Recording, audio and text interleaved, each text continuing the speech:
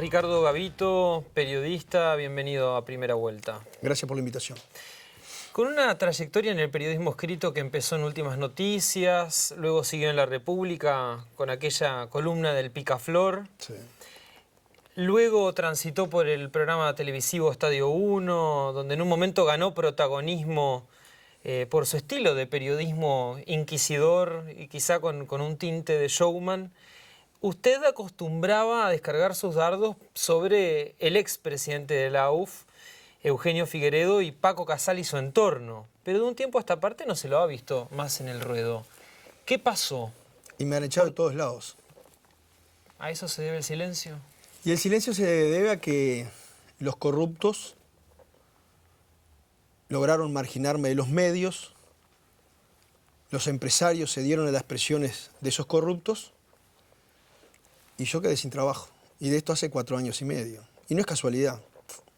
Por eso ahora cuando pasan estos hechos, que son noticia a nivel internacional, yo me pregunto qué hacían mis colegas cuando yo denunciaba esa corrupción galopante en los medios con documentación probada.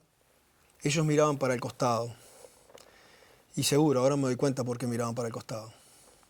Porque a ellos les servía que ese sistema corrupto los protegiera, comían de ese sistema corrupto, y bueno, hay Figueredos corruptos, pero también hay periodistas cómplices de esos Figueredos corruptos. Es clarísimo la situación. Hay periodistas que son cómplices y dirigentes que también son cómplices de ese corrupto y de ese delincuente que es Eugenio Figueredo. Y yo no estoy. Ahora, ¿quién Y Diego es? Muñoz tampoco está.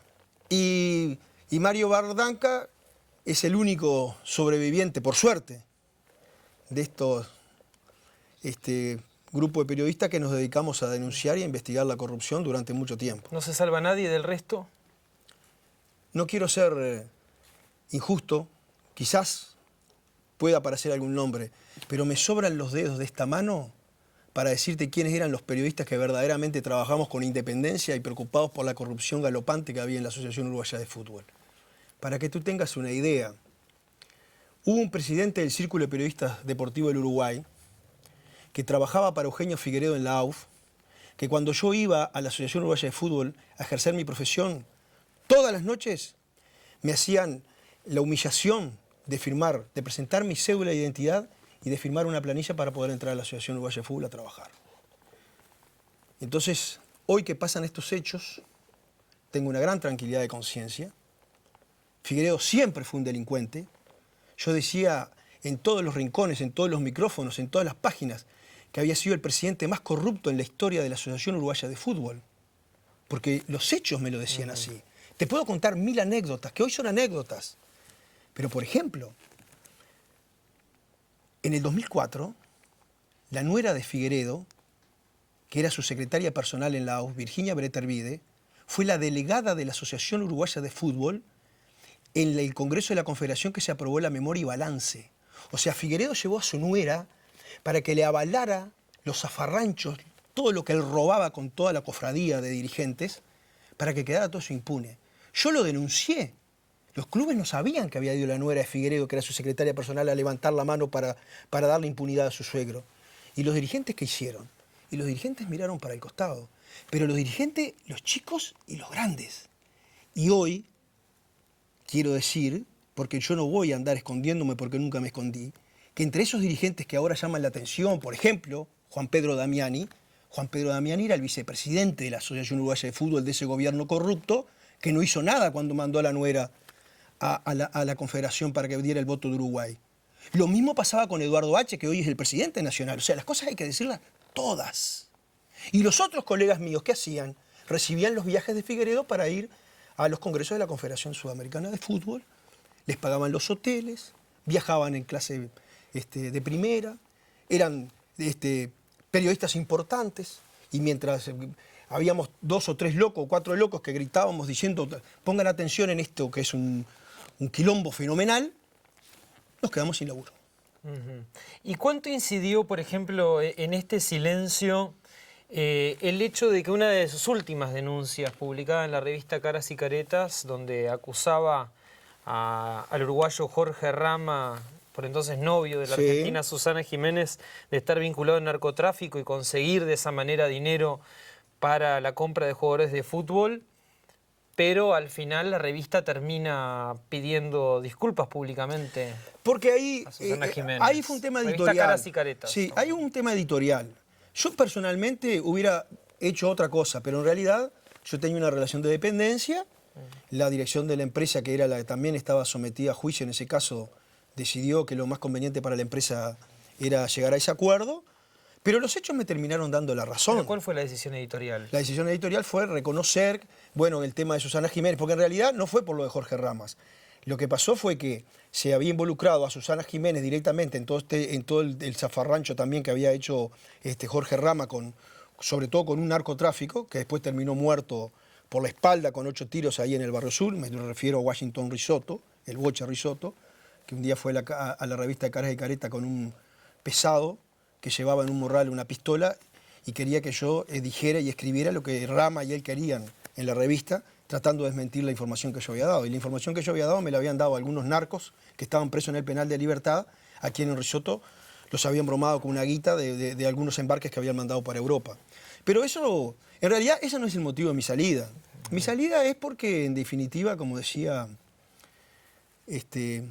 Serafín J. García, en Orejano, yo no dejo que me cabresten. Esa es la verdad de la milanesa. No lo permití nunca. Y ahora que estoy, que ya doblé el codo en la vida, hay cosas que no hice y que jamás voy a hacer. Y si el precio es que no tengo que ejercer más la profesión de periodismo, a pesar de que tengo un título con un diploma otorgado por un organismo oficial del Estado uruguayo que dice que yo puedo ejercer la profesión de periodista, y no lo puedo ejercer más, y bueno, será el precio. Pero yo no les voy a dar ni alcahueteando, ni tampoco les voy a estar levantando centro para que estos mafiosos sigan robando la ilusión a la gente. Usted se enfrentó duramente con Tenfield, como Sí. decíamos al principio, y Paco Casal incluso lo denunció a usted Cierto. penalmente por calumnias. Sí, Y según usted mismo dijo, eso meritó una reacción en usted que fue denunciarlo en la DGI. sí, y después terminó la historia de la DGI, después que se había llevado a la constatación de que realmente los técnicos de la DGI, los organismos públicos que son los competentes en materia impositiva, determinaron todos los estamentos que en realidad la denuncia mía tenía su fundamento. Hubo un juicio que terminó como todos sabemos. El presidente Mujica entendió que para bien del Estado uruguayo había que condonarle una deuda a Casal, que no había que seguir más con ese trámite, y Casal se salvó de la DGI. Ahora, yo estoy seguro que si mañana nos pasa lo mismo que nos pasó a Casal, a usted o a mí con la impositiva, marchamos. Ahora, pero hay una complicidad del sistema político entonces con Casal, No tengo duda. de todo el sistema político. De todos los partidos políticos, empezando por el que yo voto. ¿Qué Porque es? El Partido Nacional. O sea, clarita las cosas. Cuando yo denunciaba a Casal, los colorados, los frentamplistas, los blancos, los independientes, los azules, los ecologistas, los del Partido del Sol, todos miraban para el costado. Salvo un diputado, Olano, de 33, que cuando me recibió en el Parlamento y se enteraron, le metieron la pesada para que no me recibiera más. Ese fue el único que un día quiso... ¿Qué está diciendo este loco? Vamos a llamar a este loco para ver qué está diciendo. ¿Y por qué pasa esto?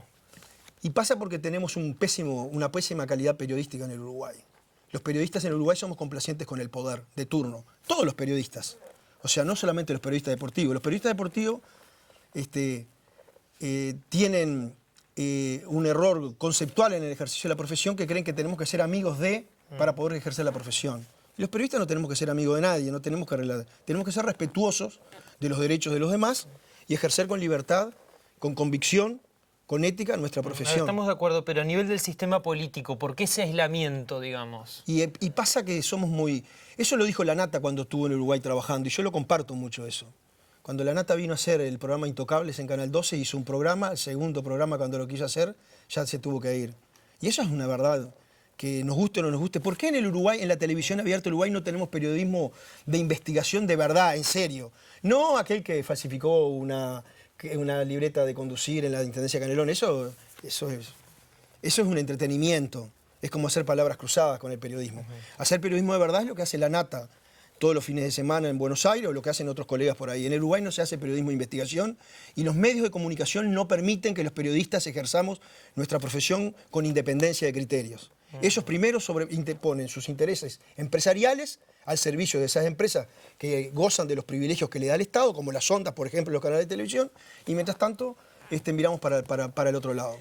¿Cuáles son las implicancias locales de la detención de varios dirigentes de la FIFA, entre ellos el propio Figueredo?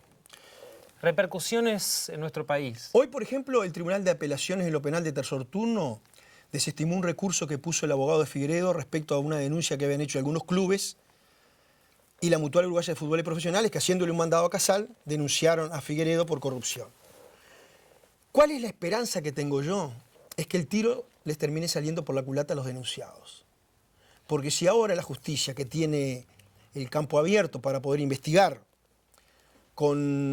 seguramente con la colaboración que va a haber de la justicia a nivel internacional, sobre todo con la investigación que se está haciendo en Estados Unidos, se investiga y se levanta el secreto bancario de los periodos en los cuales se firmaron y se negociaron los contratos de televisión leoninos en la Asociación Uruguaya de Fútbol, seguramente va a salir mucha información interesante.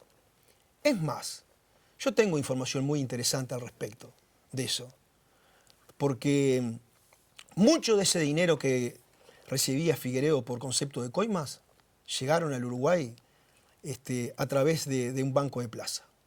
Eso lo dijo la justicia de Estados Unidos y yo lo puedo corroborar. ¿Qué banco? Por ahora no voy a cometer un atropello que cometí hace un tiempo, que me costó un juicio, que por suerte lo gané, cuando hice una denuncia sobre el mismo Eugenio Figueredo. Figueredo ganaba una pensión, una jubilación de la Caja de Industria y Comercio por 2.700 pesos. Hizo una declaración de ingresos para solicitar una tarjeta internacional en un banco de plaza que ya no está más. Y puso que recibía $10.000 por conceptos de viáticos de la Confederación Sudamericana de Fútbol. Fue la primera vez que Figueredo tuvo que reconocer que recibía plata de la AOF por el cargo. Todos los dirigentes del fútbol uruguayo pensaban que Figueredo era honorario, que era lo que él les dijo. El haber publicado y haber hecho público un documento del banco llevó a que se iniciara una investigación penal por la violación del secreto bancario. Y recuerdo que el Juanjo Ramos, que era dirigente de Andebu, un día se encontró conmigo y me dijo: Gabito, por tu denuncia tuvimos que declarar 170 funcionarios de un banco por haber nombrado el banco. Y en realidad, si yo hubiera obviado decir el banco, igual el documento demostraba que Figueredo cobraba una jubilación de 2.700 pesos y tenía $10.000 de viático. Y mientras pasaba eso, era un inversor inmobiliario en Punta del Este con esa plata. ¿Usted piensa que esto puede tener un efecto boomerang para Casal, entonces? Yo pienso que si la justicia investiga bien, hay plata que Figueredo no la va a poder justificar. Hubo plata que recibió Figueredo que no vino del exterior. Y eso la justicia lo va a tener que investigar. O sea, plata que se movió en el Uruguay. Sí, sí, correcto, es así. Pero, perdón, el presidente de Defensor, el expresidente de Defensor, Eduardo Arzuaga, lo dijo hace pocos días en un medio de prensa, que Casal le había dado plata a Figueredo en torno a eso. Después se quiso hacer una aclaración, pero Arzuaga lo dijo en esos términos. ¿Por qué el Figueredo que gobernó la AUF durante 9 años era poco menos que un dechado de virtudes y de ahora es señalado como el paradigma de la corrupción? ¿Qué cambió? Figueredo siempre fue el mismo. Lo que cambiaron son los que ven la realidad actual. O sea, Figueredo, 83 años, preso para morir en la cárcel.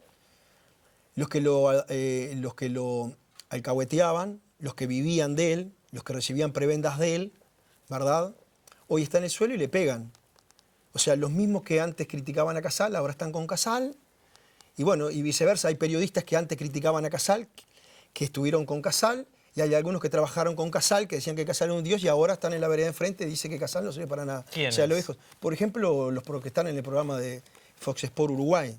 Era el caso de Julio Ríos, empleado de Paco Casal durante años, ahora es empleado de Fox Sport, defiende los intereses de Fox Sport para tratar de neutralizar el fenómeno Paco Casal. Así es la historia. Te lo digo con propiedad, porque a mí hubo gente argentina que se preocupó por mi situación laboral.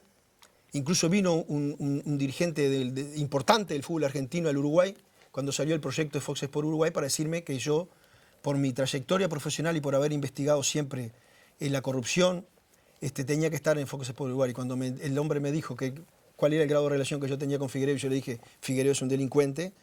Me dijo: entonces no vas a poder trabajar, dice, porque todos los periodistas que están en Fox Sport Uruguay, el visto bueno lo dio Eugenio Figueredo. Por lo tanto, aquella propuesta laboral incipiente que había para mí, abortó al nacer. Ujú. ¿La detención de Figueredo de alguna manera no deja bien parado a Tenfield, que en el pasado pujó y peleó por los derechos de televisación en el exterior de las próximas eliminatorias? Lo que yo creo es que se están confundiendo los términos. Tenfield intima notarialmente a la Asociación Uruguaya de Fútbol hace pocas horas para que decidiera si el contrato que tiene con la empresa Full Play por los derechos de la eliminatoria estaban vigentes o no. Cuando es clarísimo, jurídicamente claro, que la empresa Full Play ha cumplido totalmente hasta el día de hoy con el contrato asumido con la AUF, por lo tanto la AUF no puede deshacerse de Full Play. O sea, lo que está haciendo Tenfield ahora es tratar de presionar para sacar todo esto. La opinión que tengo yo al respecto es que Tenfield quiere hacer lo mismo que hacían los de la Confederación con los derechos, cuando ellos impedían que otras empresas entraran a competir. O sea, que el procedimiento es exactamente el mismo. Las consecuencias se verán más adelante. ¿El Estado debería intervenir más decididamente en el fútbol, teniendo en cuenta, por ejemplo, que la FIFA es ingobernable para la soberanía de un país? Bueno, Figueredo y sus secuaces nos hacían creer a nosotros, o a algunos les hacían creer, que si las instituciones del Estado que rigen a la Asociación Uruguaya de Fútbol, que es una personalidad jurídica, eso iba a significar la intervención y la suspensión de la FIFA automáticamente de la afiliación de la Asociación Uruguaya de Fútbol. Yo pregunto ahora, el Departamento de Estado de Estados Unidos, la Justicia de Estados Unidos, los tiene todos presos, los va a extraditar algunos de ellos para Estados Unidos. La FIFA ha anunciado que va a desafiliar a Estados Unidos porque la justicia de Estados Unidos tiene preso a los delincuentes de la FIFA. No, para nada. Es más, el año que viene se va a jugar la Copa del Centenario, que fue en realidad la guinda de la torta que terminó dejando en descubierto toda esta confabulación de mafiosos para recibir coimas de los derechos de televisión que se habían vendido justamente para los festejos de los 100 años de la Copa América que se va a jugar en Estados Unidos, ¿verdad? Por lo tanto, el Estado no puede estar omiso a todo esto, definitivamente no puede estar omiso, ¿verdad? Y creo que los dirigentes todavía no se han dado cuenta, los dirigentes políticos no se han dado cuenta de la trascendencia que tiene el fútbol, lo que genera el fútbol en la sociedad y lo que este deporte le ha dado al país como identidad cultural, como identidad social y todo eso. Entonces, no puede ser que ese deporte, que tanto prestigio y que tanto nos ha abierto las puertas al mundo, que nos han mostrado, esté en manos de estos señores. No puede estar en manos de estos señores. Ricardo Gavito, muchas gracias por su tiempo, que fue breve, pero esperamos que la próxima vez sea con más extensión. Muchas gracias por tu invitación.